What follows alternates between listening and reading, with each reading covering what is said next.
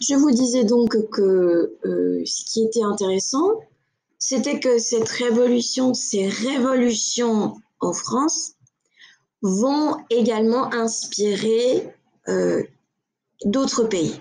Alors, avant qu'on parle de ça, je voudrais juste m'arrêter un instant sur l'importance, même si je l'avais déjà mentionné, sur l'importance d'hommes politiques, enfin, excusez-moi, pas d'hommes politiques, mais d'artistes qui vont véritablement militer en faveur de la population, non seulement en France, mais aussi à l'étranger.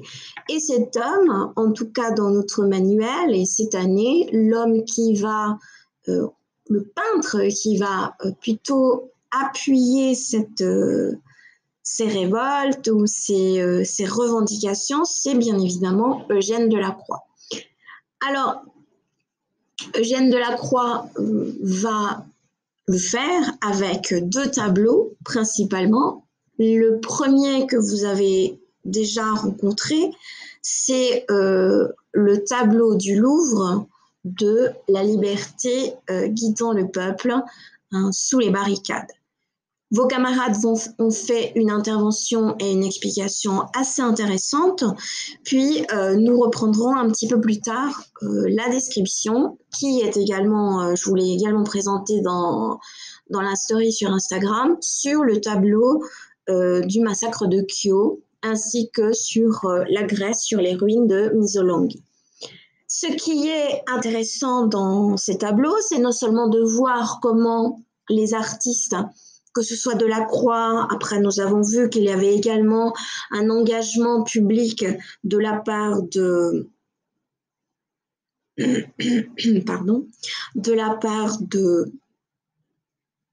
journalistes.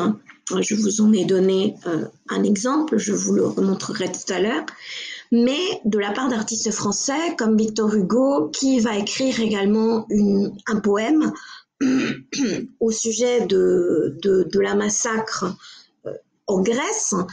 Et donc ces artistes volontairement affichent leur soutien à ces insurgés. Ce qui est intéressant, c'est que ce courant romantique qui est bien sûr porté sur les sentiments, sur le pathos, commence à prendre vraiment à s'émanciper, je dirais, à se distancier du mouvement précédent, qui était un mouvement néoclassique, dont le peintre Jacques-Louis David était le chef de file. Vous savez, c'était le peintre officiel de Napoléon Bonaparte. Il a peint notamment le tableau que vous connaissez du sacre de Napoléon. Donc le néoclassicisme, au contraire, faisait peut-être référence à l'Antiquité, mais d'une manière un peu plus rigoureuse, plus stricte. Dans la peinture, par exemple, les grands tableaux qui étaient exposés au salon de peinture chaque année étaient des sujets souvent, ce qu'on appelle des sujets nobles, c'est-à-dire que c'était des sujets, les peintres devaient uniquement peindre en grand format des tableaux qui faisaient référence soit à la religion, soit à l'Antiquité, soit à des personnages historiques importants, par exemple notamment Napoléon Bonaparte. Et le premier qui va entrer dans cette veine romantique, en tout cas chez les peintres, c'est Théodore Géricault, qui va exposer une peinture au salon qui s'appelle Le radeau de la Méduse. Ce thème est tiré d'un fait divers, d'un naufrage d'un navire, justement, où pour la première fois, on va voir un sujet d'actualité présenté dans un grand format de tableau d'histoire, ce qui est vraiment une nouveauté pour l'époque, mais affiche également, vous voyez, un intérêt pour les populations, je dirais, plus vulnérables ou les anonymes, on va dire, de la peinture jusque-là. Également, Delacroix va reprendre cette idée en mettant en scène, vous pouvez le voir sur le tableau les deux tableaux du Louvre, le premier que vous avez ici, donc la liberté guidant le peuple, vous avez encore une fois, cette fois-ci, pour la première fois dans les tableaux d'histoire, des faits divers. Et puis, des grands formats où n'apparaissent plus des personnages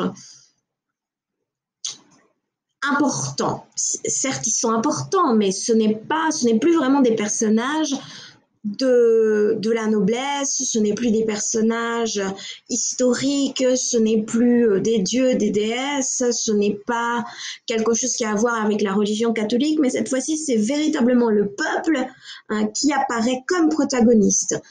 Et surtout le peuple qui a ses passions, qui montre de la souffrance. On le retrouve très bien dans ce tableau de la liberté guidant le peuple.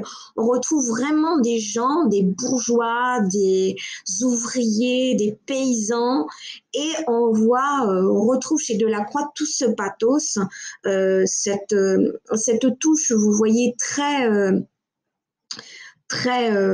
vive, dans des couleurs un peu sombres, un peu théâtrales, vous voyez.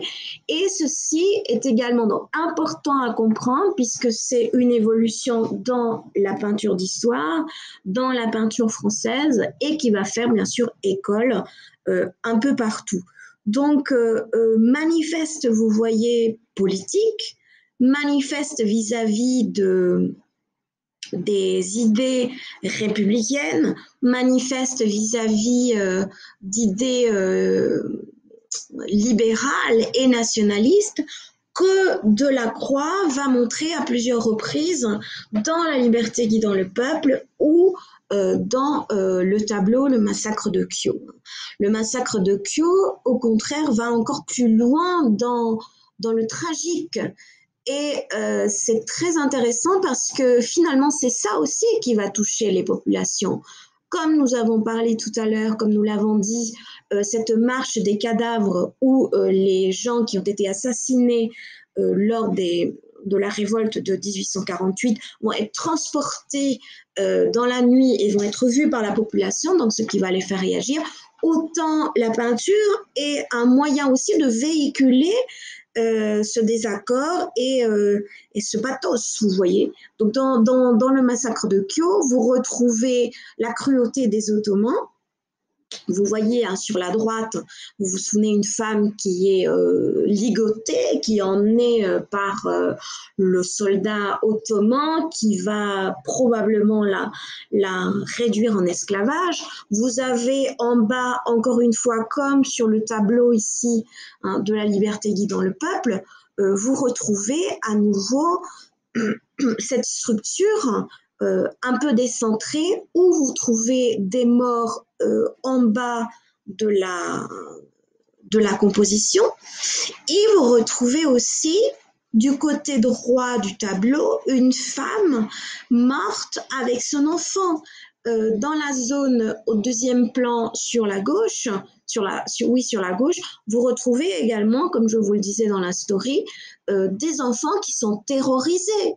Donc, ce qui est utile dans cette peinture, c'est qu'elle montre véritablement, encore une fois, ce tragique qui est très caractéristique des peintres romantiques.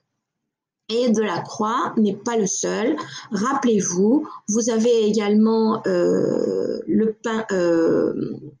le poète Byron, je vous l'avais mentionné, qui aussi s'intéresse pour la cause de la Grèce. Je vous rappelle que je vous avais expliqué que à cette époque se développe ce qu'on appelle un philhellénisme, le soutien en gros aux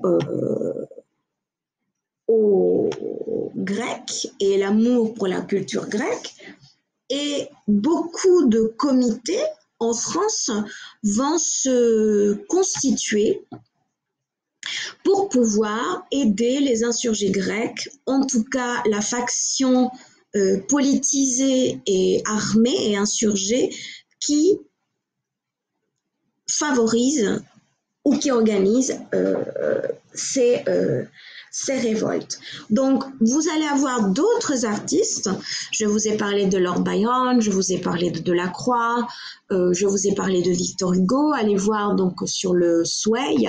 Je vous ai mis quelques exemples de documents. Alors, où est-ce que je l'ai mis? Je crois que j'ai dû le mettre quelque part. Avec appel à la solidarité de Benjamin Constant,